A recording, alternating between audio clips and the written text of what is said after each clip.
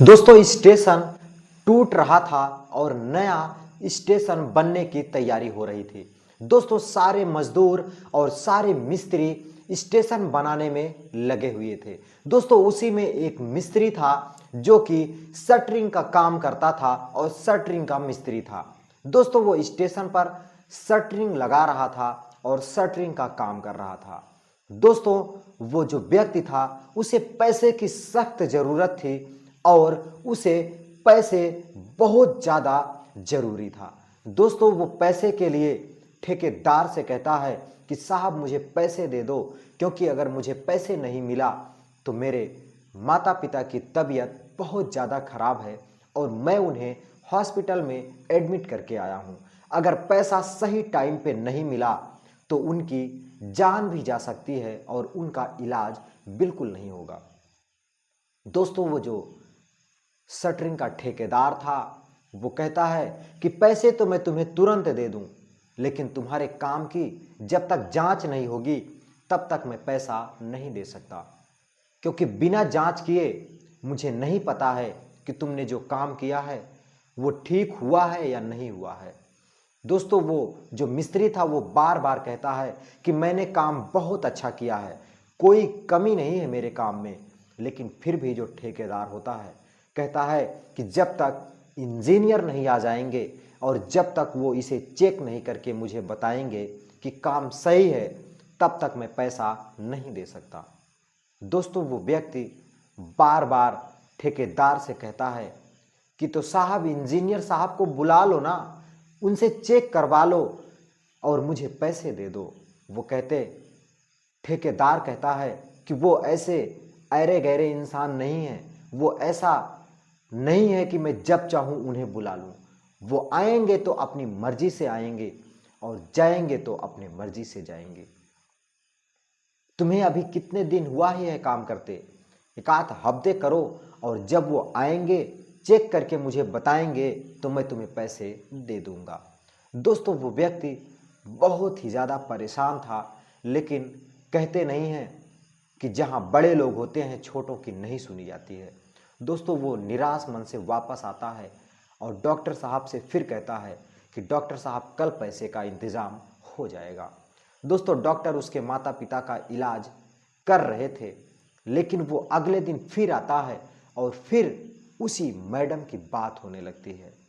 दोस्तों वो ठेकेदार से फिर कहता है कि मैडम को बुला लो ना, लेकिन वो ठेकेदार कहते हैं कि मैडम अपने आप ही आती हैं।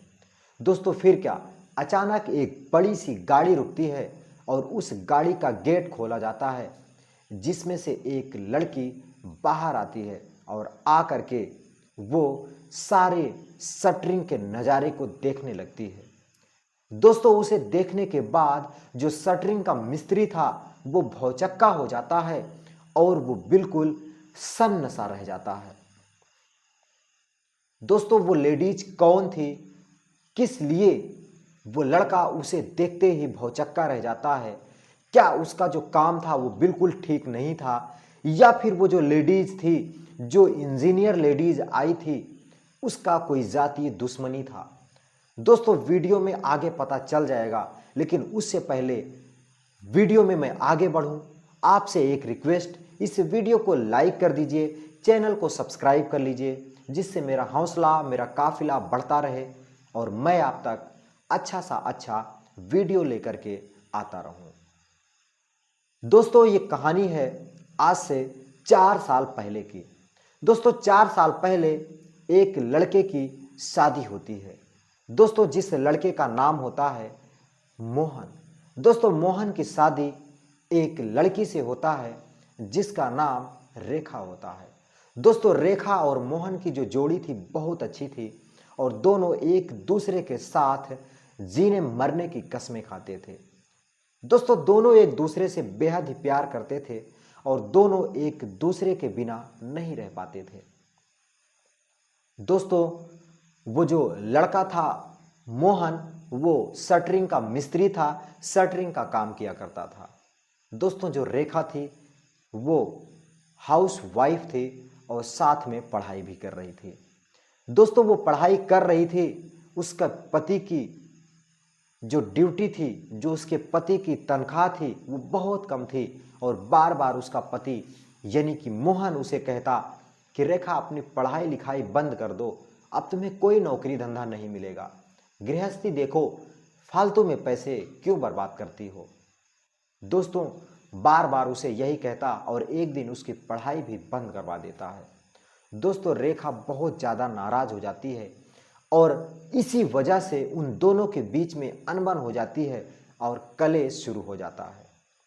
दोस्तों दोनों में झगड़े होने लगते हैं और छोटी छोटी बात को लेकर के झगड़ा इतना बढ़ जाता है कि दोनों में डिवोर्स हो जाता है। दोस्तों रेखा को वो जो मोहन था वो डिवोर्स पेपर दे देता है और कहता है ये लो तलाकनामा और आज के बाद मेरा और तुम्हारा कोई रिश्ता नहीं है। दोस्तों रेखा उस तलाकनामे पर अपनी भी साइन कर देती है और कहती है कि मुझे भी ऐसे घर में नहीं रहना है जहां पर हर रोज कलेश ही कलेश होता है। दोस्तों अब वो उस घर को छोड़ करके अपने मायके आ जाती है और वहीं से वो पढ़ाई को कंटिन्यू कर देती है। दोस्तों वो पढ़ाई कंटिन्यू कर देती है और वो पढ़ना शुरू कर देती है। उसकी पढ़ाई इतनी अच्छी थी कि वो अपने हर क्लास में टॉप करती है। दोस्तों वो पढ़ाई इंजीनियरिंग की कर रही थी और भगवान ने उसकी सुन भी लिया। 2 सालों के भीतर ही वो एक इंजीनियर बन जाती है।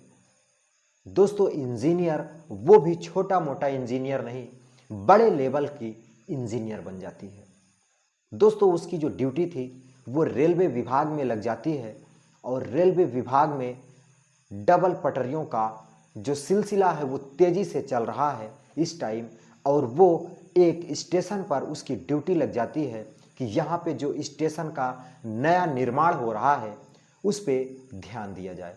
दोस्तों वो जो इंजीनियर लेडीज़ थी, जो रेखा थी, वो बराबर अपने काम में लग जाती है और जब भी उसको टाइम मिलता वो हर स्टेशन पे जाती और वहाँ पर अपना काम करती और चेक करती कि सही काम हो रहा है या नहीं हो रहा है। दोस्तों फिर क्या, एक जगह मोहन काम कर रहा था, शटरिंग का ही काम कर रहा था और संयोग से एक स्टेशन पे वो काम लगा दिया था। दोस्तों उसी स्टेशन पे वो काम लगाया था और उसके माता पिता बहुत ही ज़्यादा बीमार थे। दोस्तों उन्हें हॉस्पिटल में एडमिट कराने के बाद वो स्टेशन पे जाता और शटरिंग का काम करता। दोस्तों वो शटरिंग का काम करने के बाद जो भी पैसे पाता वो ला करके अपने माता पिता के इलाज में लगा देता। दोस्तों एक दिन जब ठेकेदार ने पैसे देने से मना कर दिया और कहा कि आज इंजीनियर मैडम नहीं आई हैं, जिस वजह से काम की जांच नहीं हुई है और बिना जांच किए मैं पैसे नहीं दे सकता। दोस्तों वो जो मिस्त्री था वो कहता है कि हमने काम अच्छा किया है, पैसे की सख्त ज़रूरत है, मुझे नहीं दोगे तो मेरे माता पिता का इलाज कैसे होगा। लेकिन वो ठेकेदार पैसे देने से मना कर देता है। दोस्तों ये सिलसिला 1 हफ्ते तक चलता है और हफ्ते भर से किसी को भी उसने ना तो पैसे दिए थे और ना ही किसी का काम जांच हो पाया था। दोस्तों वो जो व्यक्ति था वो बार बार ठेकेदार से कह रहा था, वो जो मोहन था बार बार यही कह रहा था कि साहब अगर पैसे नहीं दोगे तो मेरे माता पिता का इलाज रुक जाएगा और उनकी मृत्यु हो जाएगी। लेकिन फिर भी ठेकेदार अपनी ही जिद पे अड़ा रहता है। दोस्तों वो बार बार मिन्नतें कर रहा था, गुहार लगा रहा था पैसे लेने के लिए, लेकिन जो ठेकेदार था वो पैसे देने से बार बार मना कर देता है। दोस्तों तभी एक बड़ी सी गाड़ी रुकती है, जिस गाड़ी से एक लड़की बाहर आती है। उसके हाथ में फाइल थी, आंखों में चश्मे थे और अच्छे सूट बूट में वो जिधर काम चल रहा था उधर ही आ रही थी। दोस्तों तभी सब लोग खड़े हो जाते हैं और ठेकेदार कहता है कि साइड हट जाओ, इंजीनियर मैडम आई हैं, पहले काम का जांच करवा लूं, उसके बाद तुम लोगों को देख लूँगा। दोस्तों जैसे ही वो मोहन उस लड़की को देखते हैं तो देख करके उनके पैरों तले जमीन खिसक जाती है। दोस्तों, क्योंकि वो लड़की कोई और नहीं बल्कि मोहन की ही तलाकशुदा पत्नी थी, जिसको इसने तलाक देकर के घर से निकाल दिया था।